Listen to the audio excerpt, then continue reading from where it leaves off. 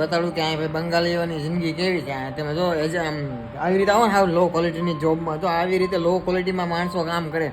ભાઈની કમેન્ટ હતી કે ભાઈ એટલા પગારમાં શું રહેવું છે. સાચી વાત છે. જો હું તમને કહું કે બંગાળીઓ જો આવી રીતે આવડાની જિંદગી જો આવી રીતે બરાબર.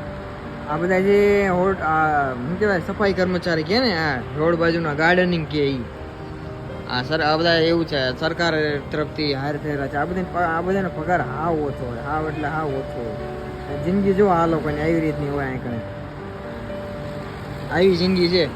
તો જો તમને એમ લાગતું હોય કે ભાઈ અહીં કણે બધા હાયરી છે, પણ ના ભાઈ, તમે એક્સપિરિયન્સ વગર આવો કે નોલેજ વગર આવો ને તો ભાઈ એવી જિંદગી છે ભાઈ બધાની.